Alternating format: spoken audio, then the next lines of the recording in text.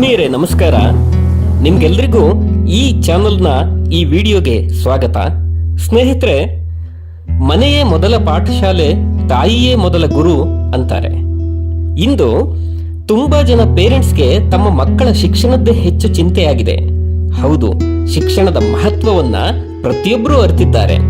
ಹಾಗಾಗಿಯೇ ಲಕ್ಷಾಂತರ ಹಣವನ್ನ ವ್ಯಯಿಸಿ ತಮ್ಮ ಮಕ್ಕಳಿಗೆ ಉತ್ತಮ ಶಿಕ್ಷಣವನ್ನ ಕೊಡಿಸ್ಲಿಕ್ಕೆ ತಮ್ಮ ಬದುಕನ್ನೇ ಸವಿಸ್ತಿರ್ತಕ್ಕಂತ ಪೇರೆಂಟ್ಸ್ಗಳು ಉಂಟು. ಆದಾಗ್ಯೂ ನನ್ನ ಮಕ್ಕಳಿಗೆ ಕೇಳಿದ್ನೆಲ್ಲ ಕೊಡಿಸ್ತಾ ಇದ್ದೀನಿ, ಆದ್ರೂ ಎಜುಕೇಶನ್ ನಲ್ಲಿ ತುಂಬಾ ವೀಕು, ಆದ್ರೂ ರ್ಯಾಂಕ್ ಗಳಿಸೋದಾದ್ರೂ ಯಾವಾಗ ಎಂದು ಚಿಂತಿಸ್ತಕ್ಕಂಥವ್ರೆ ಹೆಚ್ಚು. ಸ್ನೇಹಿತರೆ, ಕೇವಲ ಕೇಳಿದ್ನೆಲ್ಲ ಕೊಡಿಸಿದ್ರೆ ಸಾಕ? ಎಷ್ಟಾದ್ರೂ ಆಗ್ಲಿ ಫೀಸ್ ಕಟ್ಟಿ ಶಾಲೆಗೆ ಕಳಿಸಿದ ಮಾತ್ರಕ್ಕೆ ಆ ಮಗು ಉತ್ತಮ ಶಿಕ್ಷಣ ಪಡೆಯೋನೆ? ನನ್ನ ಮಗುವಿನ ಪರಿಣಾಮಕಾರಿ ಅಧ್ಯಯನದಲ್ಲಿ ತಂದೆ ಅಥವಾ ತಾಯಿಯಾಗಿ ನನ್ನ ಪಾತ್ರ ಏನು, ಅದನ್ನು ನಾನು ಪರಿಣಾಮಕಾರಿಯಾಗಿ ನಿರ್ವಹಿಸುತ್ತಿದ್ದೇನೆಯೇ ಎಂಬ ಅಂಶಗಳ ಕುರಿತು ಈ ವಿಡಿಯೋದಲ್ಲಿ ಒಂದಿಷ್ಟು ಪ್ರಮುಖ ಅಂಶಗಳನ್ನ ತಿಳಿಯೋಣ. ನೀವು ಇದೇ ಮೊದಲ ಬಾರಿ ನನ್ನ ಚಾನೆಲ್ ಅನ್ನ ವೀಕ್ಷಿಸ್ತಾ ಇದ್ರೆ ದಯಮಾಡಿ ಸಬ್ಸ್ಕ್ರೈಬ್ ಮಾಡಿಕೊಳ್ಳಿ. ಇಂತಹ ಹಲವಾರು ಮುಂದಿನ ವಿಡಿಯೋಗಳನ್ನ ನೀವೇ ಮೊದಲು ನೋಡಬಹುದು. ಪೋಷಕರೇ, ಮಕ್ಕಳಿಗೆ ಸೂಕ್ತ ಅಧ್ಯಯನಕ್ಕಾಗಿ ಸೂಕ್ತ ವಾತಾವರಣವನ್ನು ಕಲ್ಪಿಸಿಕೊಡ್ಬೇಕು. ಮನೆಯ ಪರಿಸರ ಮಗುವಿನ ಕಲಿಕೆಯ ಮೇಲೆ ಹೆಚ್ಚು ಪರಿಣಾಮವನ್ನು ಬೀರುತ್ತದೆ. ಹಾಗಾಗಿ ಪೋಷಕರಾದ ನಾವು ನಮ್ಮ ಮಕ್ಕಳ ಕಲಿಕೆಗೆ ಪೂರಕವಾಗಿರುವಂತಹ ಎಲ್ಲ ಪುಸ್ತಕಗಳು, ಸ್ಟೇಷನರಿಗಳಂತಹ ಅಗತ್ಯ ಸ್ಟಡಿ ಮೆಟೀರಿಯಲ್ಗಳು ಇರತಕ್ಕಂತಹ, ಹಾಗೆ ಉತ್ತಮವಾದಂತಹ ಗಾಳಿ ಬೆಳಕು ಬರುವಂತಹ ಜಾಗವನ್ನ ಕಲ್ಪಿಸಿಕೊಡ್ಬೇಕು. ಸ್ಟಡಿ ರೂಮ್ ಅಂತ ಒಂದು ಪ್ರತ್ಯೇಕ ಕೊಠಡಿ ಆದ್ರೆ ತುಂಬಾ ಉತ್ತಮ. ಏಕೆಂದ್ರೆ ಮಕ್ಕಳಿಗೆ ಟಿವಿ, ವಿಡಿಯೋ ಗೇಮ್ ಅಥವಾ ಅತಿಯಾದ ಶಬ್ದದಂತ ಗೊಂದಲಗಳಿಂದ ಮುಕ್ತವಾದಂತ ವಾತಾವರಣ ಬಹಳ ಮುಖ್ಯ. ಹೊಸದಾಗಿ ಮನೆ ಕಟ್ಟುವವರಿದ್ರೆ ತಾವು ದಯಮಾಡಿ ಸ್ಟಡಿ ರೂಮ್ ಒಂದನ್ನ ನಿರ್ಮಿಸಿಕೊಳ್ಳಿ ಅಂತ ಹೇಳ್ತೀನಿ. ಈ ರೀತಿ ಸೂಕ್ತವಾದಂತಹ ಅಧ್ಯಯನ ಪರಿಸರವನ್ನ ನಿರ್ಮಿಸಿಕೊಡ್ತಕ್ಕಂಥದ್ದು ಪೋಷಕರ ಮೊದಲ ಆದ್ಯ ಕರ್ತವ್ಯ.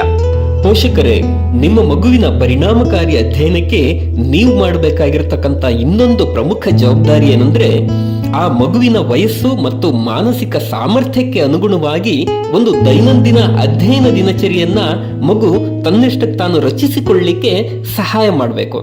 ಆ ದಿನಚರಿಯಲ್ಲಿ ಮಗುವಿಗೆ ಮಾನಸಿಕ ಒತ್ತಡ ಉಂಟಾಗದಂತೆ ಆ ನಿರ್ದಿಷ್ಟ ಸಮಯವನ್ನ ಹೋಮ್ವರ್ಕ್ ಮಾಡಲು, ಅಧ್ಯಯನ ಮಾಡಲು, ಆಟ, ಮನರಂಜನೆ ಇನ್ನು ಇತ್ಯಾದಿ ಅಗತ್ಯ ಅಂಶಗಳು ಕೂಡ ಒಳಗೊಂಡಂತೆ, ಜೊತೆಗೆ ಮಧ್ಯದಲ್ಲಿ ಸಣ್ಣ ವಿರಾಮಗಳು ಸೇರಿದಂತೆ ಎಲ್ಲ ಚಟುವಟಿಕೆಗಳನ್ನ ನಿರ್ವಹಿಸಲು ಸಹಾಯಕವಾಗುವ ರೀತಿಯಲ್ಲಿ ಸಮಯವನ್ನ ಭಾಗಗಳಾಗಿ ವಿಂಗಡಿಸಲು ಅವರಿಗೆ ನಾವು ಸಹಾಯ ಮಾಡಬೇಕು. ಮಗು ತನ್ನ ಕಾರ್ಯಗಳಿಗೆ ಆದ್ಯತೆ ನೀಡುವ ಮೂಲಕ ಆಲಸಿತನದಿಂದ ಹೊರಬಂದು ತನ್ನ ಸಮಯವನ್ನು ಪರಿಣಾಮಕಾರಿಯಾಗಿ ಹೇಗೆ ನಿರ್ವಹಿಸಬೇಕು ಎಂಬುದನ್ನ ನಾವು ಮಗುವಿಗೆ ಕಲಿಸಿಕೊಡಬೇಕು. ಇದು ಪ್ರತಿ ಪೋಷಕರ ಜವಾಬ್ದಾರಿ. ಮಗುವಿಗೆ ವಾಸ್ತವಿಕ ಗುರಿಗಳನ್ನ ಹೊಂದಿಸುವುದು ಸಹ ಪೋಷಕರ ಪ್ರಮುಖ ಪಾತ್ರಗಳಲ್ಲೊಂದು.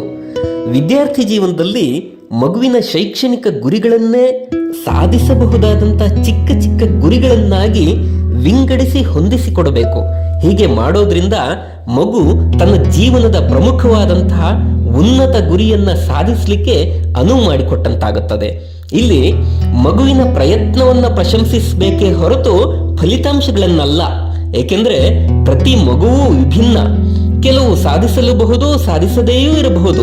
ಪ್ರಯತ್ನವನ್ನ ಪ್ರಶಂಸಿಸಿದಾಗ ಮಗು ಗುರಿಗಳನ್ನ ಸಾಧಿಸುವ ಕಡೆಗೆ ಆಸಕ್ತಿ ಹೊಂದುತ್ತೆ. ಹಾಗೆ ಸಾಧಿಸಲಿಕ್ಕೆ ಪೋಷಕರು ಅವಾಸ್ತವಿಕ ಅಥವಾ ಕಲ್ಪನಾತೀತ ಗುರಿಗಳ ಬದಲು ವಾಸ್ತವಿಕ ಗುರಿಗಳಿಗೆ ಆದ್ಯತೆಯನ್ನ ನೀಡಬೇಕು.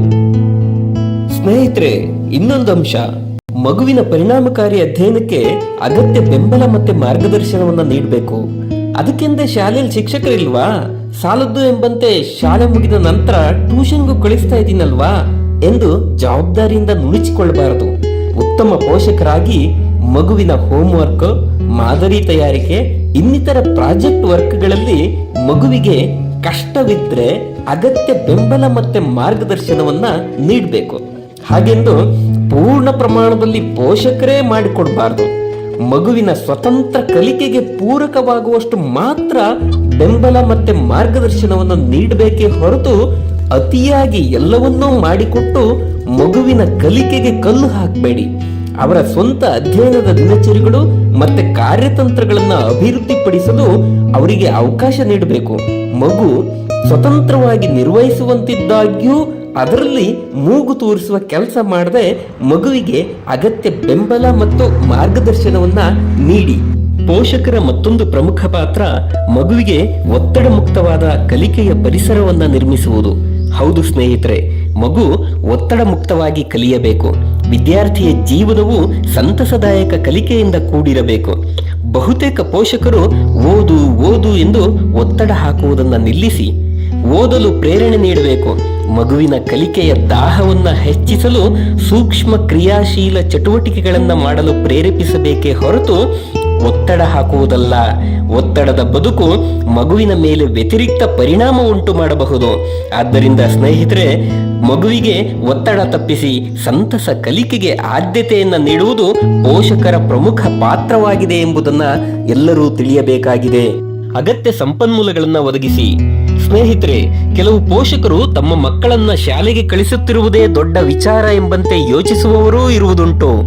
ಎಷ್ಟೋ ಬಡ ಕುಟುಂಬಗಳು ವಲಸೆ ಹೋಗುವುದು, ಚಿಕ್ಕ ವಯಸ್ಸಿನಲ್ಲಿಯೇ ಮಕ್ಕಳನ್ನ ದುಡಿಯಲು ಹಾಕುವುದು ಇದೆ. ಜವಾಬ್ದಾರಿಯುತ ಪೋಷಕರಾಗಿ ತಮ್ಮ ಮಕ್ಕಳನ್ನು ಕಡ್ಡಾಯವಾಗಿ ಶಾಲೆಗೆ ಕಳಿಸಿ ಗುಣಮಟ್ಟದ ಶಿಕ್ಷಣ ಕೊಡಿಸುವ ಮೂಲಕ ಉತ್ತಮ ಪ್ರಜೆಗಳನ್ನಾಗಿ ರೂಪಿಸಬೇಕಾಗಿದೆ. ಆ ನಿಟ್ಟಿನಲ್ಲಿ ಮಕ್ಕಳಿಗೆ ಅಗತ್ಯವಾದ study materials, books, websites, tutorials ಮತ್ತು ಎಕ್ಸ್ಟ್ರಾ ಕರಿಕ್ಯುಲರ್ ಆಕ್ಟಿವಿಟೀಸ್ಗೆ ಬೇಕಾದಂತಹ ಅಗತ್ಯ ಸಂಪನ್ಮೂಲಗಳನ್ನ ಸಮಯಕ್ಕೆ ಸರಿಯಾಗಿ ಒದಗಿಸಿದರೆ ಮಕ್ಕಳ ಪರಿಣಾಮಕಾರಿ ಅಧ್ಯಯನದಲ್ಲಿ ಉತ್ತಮ ಪಾತ್ರ ನಿರ್ವಹಿಸಿದಂತಾಗುತ್ತದೆ. ಸಮತೋಲಿತ ಜೀವನ ಶೈಲಿಯನ್ನ ಬೆಳೆಸಿ. ಸ್ನೇಹಿತರೆ, ಇಡೀ ಜೀವನದಲ್ಲಿಯೇ ಪ್ರತಿಯೊಬ್ಬರು ಅನುಸರಿಸಬೇಕಾದ ಬಹುಮುಖ್ಯ ಅಂಶ ಸಮತೋಲಿತ ಜೀವನ ಶೈಲಿ. ಹೌದು, ಪ್ರತಿಯೊಬ್ಬರಿಗೂ ಸಾಕಷ್ಟು ನಿದ್ದೆ, ಸಮತೋಲಿತ ಊಟ, ನಿಯಮಿತ ದೈಹಿಕ ಚಟುವಟಿಕೆ ಸೇರಿದಂತೆ ಆರೋಗ್ಯಕರ ಅಭ್ಯಾಸಗಳು ಬೇಕೇ ಬೇಕು. ಇವುಗಳನ್ನು ವಿದ್ಯಾರ್ಥಿ ಜೀವನದಲ್ಲಿಯೇ ತಮ್ಮ ಮಕ್ಕಳಲ್ಲಿ ಬೆಳೆಸಿದರೆ, ಜೊತೆಗೆ ಅಧ್ಯಯನ ಸಮಯದಲ್ಲಿ ಸ್ಕ್ರೀನ್ ಟೈಮ್ ಕಡಿಮೆ ಮಾಡಿದರೆ ಖಂಡಿತ ಮಗುವಿನ ಅಧ್ಯಯನವು ಅತ್ಯಂತ ಪರಿಣಾಮಕಾರಿಯಾಗಿರುತ್ತದೆ. ಶಿಕ್ಷಕರೊಂದಿಗೆ ಮುಕ್ತ ಸಂವಹನ. ಪ್ರಿಯ ಪೋಷಕರೇ, ಮಗುವಿನ ಪರಿಣಾಮಕಾರಿ ಅಧ್ಯಯನದಲ್ಲಿ ಪೋಷಕರ ಅತ್ಯಂತ ಪ್ರಮುಖ ಪಾತ್ರ ಶಿಕ್ಷಕರೊಂದಿಗೆ ತಮ್ಮ ಮಗುವಿನ ಶೈಕ್ಷಣಿಕ ಪ್ರಗತಿ ಕುರಿತು ಮುಕ್ತ ಸಂವಹನ ನಡೆಸುವುದು. ನಿಮ್ಮ ಮಗುವಿನ ಪ್ರಗತಿ ಮತ್ತು ಅವರಿಗೆ ಹೆಚ್ಚುವರಿ ಸಹಾಯದ ಅಗತ್ಯವಿರುವ ಕ್ಷೇತ್ರಗಳ ಬಗ್ಗೆ ಮಾಹಿತಿ ನೀಡಲು ಅವರ ಶಿಕ್ಷಕರೊಂದಿಗೆ ಮುಕ್ತ ಸಂವಹನ ನಿರ್ವಹಿಸುವುದು.